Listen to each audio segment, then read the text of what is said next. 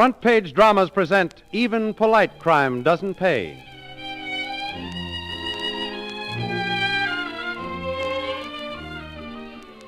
This week's Front Page drama, Even Polite Crime Doesn't Pay, is a dramatization of the true life story entitled Her 21-Hour Ride with Gentlemen Kidnappers, to be found in next Sunday's issue of the American Weekly, the magazine with the largest circulation in the world, distributed free with your Hearst Sunday newspaper.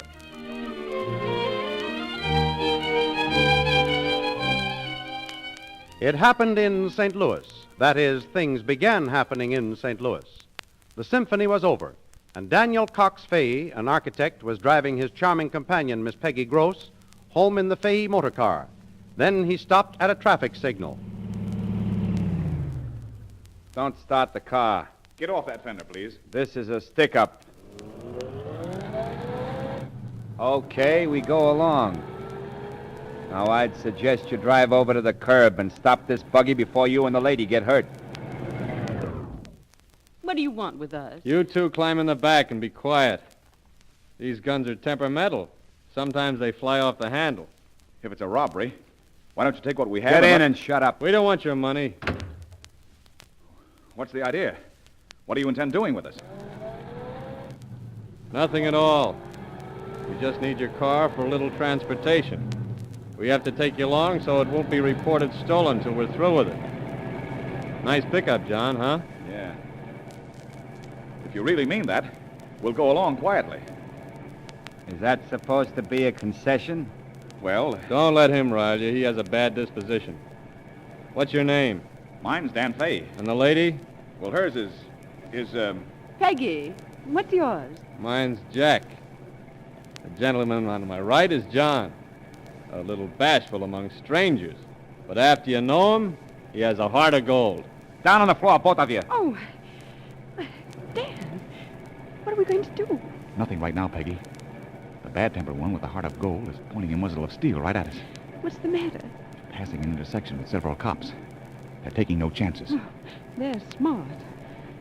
Are you college men? Well, in a way, I went as far as the 6th grade in public schools. Oh. But I really owe my career to my pal John here.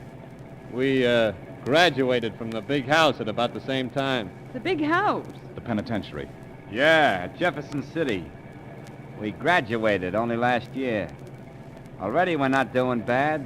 Look at that roll of bills.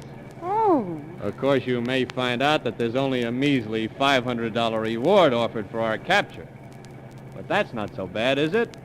$500? $500. Like to have it? Try to turn us in and you can leave it to your heirs. Thanks. It doesn't appeal to me.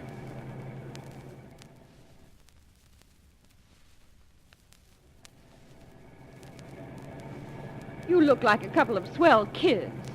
You can't always beat the law in this work. We expect it. It's all in the game. But this is kidnapping. And since you've already crossed a state line, it comes under the Lindbergh law. So what? Call it off. Climb out of the car, and we'll go home and forget about it. Forget us? Hey, are we that dull?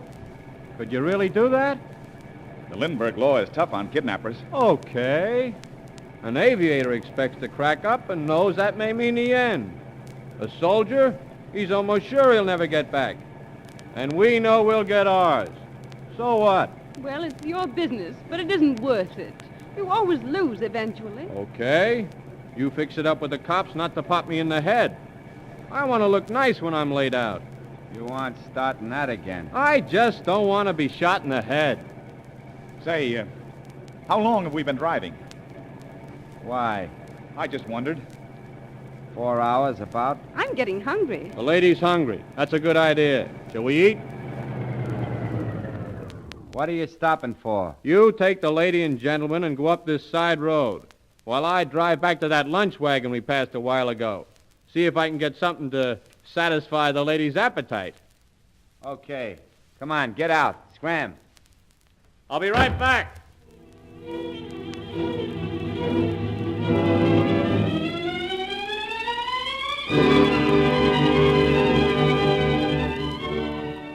And a few minutes later, Jack was back from a roadside lunch wagon they had passed shortly before. He had with him hot dogs, barbecue, coffee, soda pop, and some fruit. Well, this is really something. At your service, madam. I'm sorry we have no lobster or roast turkey, and the caviar isn't fresh, so what'll it be? Hot dogs or barbecued pork? I'll take the barbecue. Okay. One barbecue with pickle up. Please. Here's napkins. What about you gentlemen? I'll take barbecue. Right. That means you'll take a hot dog, John. I don't want hot dog. After all, they're company, John. I just got 2 of each. Hot dog. Anything to drink? Oh, yeah, I almost forgot. Soda pop or coffee, orange, and root beer. Orange. Root beer. Now, wait a minute. I don't want coffee. We're the host, John. Yeah, you can be funny if you want to. We're running this show, and I'm drinking what I want. I'll take the root beer. And, mister, you can take coffee or go dry, see? Coffee's okay. Nasty temper. What do you make so good kidnapper? Here, miss, I'll open the orange. Oh, thanks. Let's be moving on. We have a long way to go tonight. Yeah, probably that's a good idea. Where are you taking us? What do you care? Get in. And they did get in. Then Dan and Peggy began to be worried. They had been driving northward for hours, and it seemed funny that anyone should kidnap a couple in St. Louis to get a car to do a job as far north as they were going. Finally, Peggy decided to try Tears in the hope that they would be released. Peggy let Dan in on her plans. But a half hour later, with no indication of a weeping spell on the part of Peggy, brought Dan's query. What about the tears, Peggy? I thought I'm trying to, but it isn't easy to turn on the tears. those fellows may turn around and use one of those guns any minute. Oh, don't say that. Maybe their Confederates are out scaring your mother now, demanding a ransom. Your mother may be prostrate with fear for you. Mother. Oh, I never thought. Why don't you let us go? Why don't you just stop and let us out? We can't do you any good.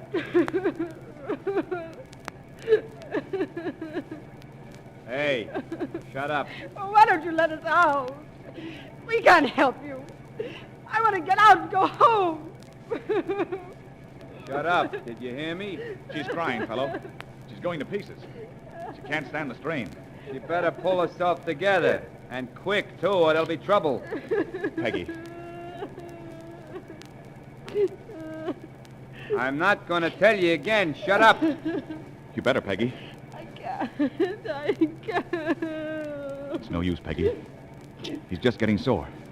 Better cut down on the tears. I can't, really. It was hard starting, but now I can't stop. I can't. And so Peggy had a good cry. A few hours later, near Minneapolis, Minnesota, the strange ride reached its climax. All right, now. We're pulling the job here.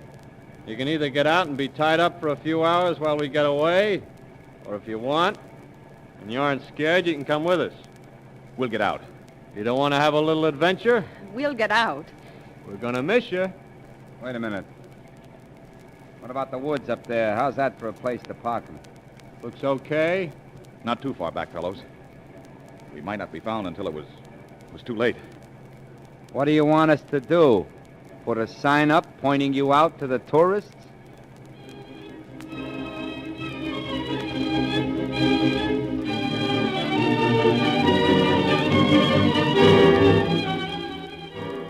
And so about 75 feet back from the road, Peggy Gross and Dan Fahey were securely bound with wire, hand and foot. Dan also was gagged, but Peggy was left without a gag, and only a warning to make no sound for at least an hour. But no crook is so clever that he makes no mistake, and Dan Fahey had wisely held his feet a little apart as his ankles were bound, so that it was only a few minutes after the kidnappers had departed before his feet were free. 2 cars passed on the road, paying no heed to Dan's signal for help.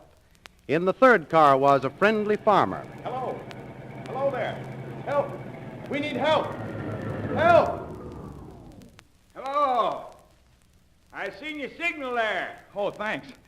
I'm still bound. What? My hands are bound, see? Kidnappers. Tied us up with wire. See my friend?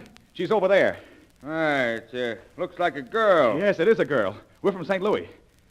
Have you got any wire snippers? Well, just pliers will do, I guess. Well, you sure this ain't no trick? I know I don't blame you. Here, leave me tied while you help her. We've been kidnapped, I tell you. That's so. Well, I guess you have. Oh, we'll fix it all right with these pliers here. They cut wire. We're coming, Peggy. It's going to be all right. A few hours later, long-distance telephone calls to frantic parents in St. Louis assured them everything was all right, and then the law went to work. The trail was hot. The G-men were determined to wipe out kidnapping, and so no delay was allowed to slow the course of justice. The first step was identification. This came after hours of pictures.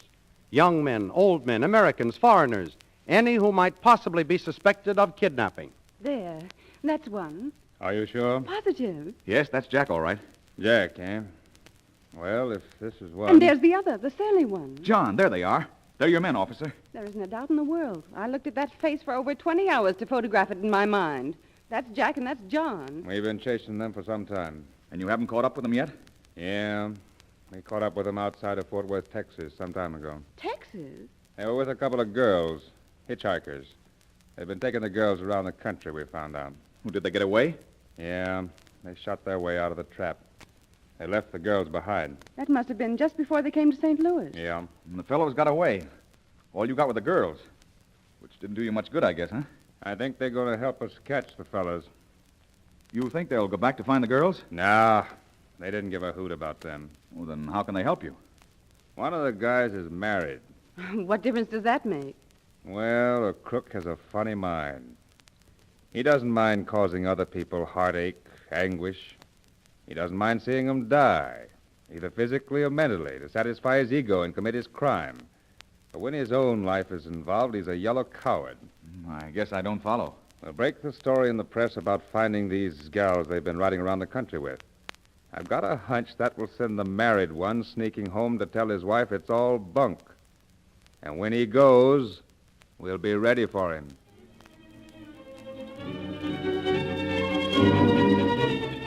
And that's what did happen. The story of the girls being arrested in Texas and their confession of going around the country with Jack and John was published in the newspapers. And John went home to calm his wife's jealousy. Jack went with him, but they walked into a trap. Stop! You're covered. Run, John, run! Stop! Pick him up! Don't shoot! Don't shoot! Okay, kidnapper. You thought you couldn't beat us. You'll get life for this. I didn't do nothing. No, and you aren't going to do nothing from now on. Take him back to the car. Thank God. I'll go see if we got the guy who ran. Hey, looks like we got him, too. Well, Jack, you got a little of that medicine you've been dishing out to innocent people since you got out of the big house in Missouri. So you didn't want to be shot in the head. Well, you weren't, if that makes any difference now. With death for one and life imprisonment for the other, the G-men closed another kidnapping case. There is no extenuating circumstances for any crime. Even kid-glove kidnappers share the same fate as all the others. Even polite crime doesn't pay. The front-page drama you have just heard was a radio dramatization of Her 21-hour ride with gentlemen kidnappers, which is to be found in next Sunday's issue of the American Weekly, the nation's reading habit. The American Weekly, the magazine with the greatest circulation in the world, is distributed each week with your Hearst Sunday newspaper. Join the millions of Americans who each Sunday find the maximum of reading enjoyment in the entertaining, educational, and up-to-the-minute stories, articles, and feature fiction by the world's best writers, featured in every issue of the American Weekly.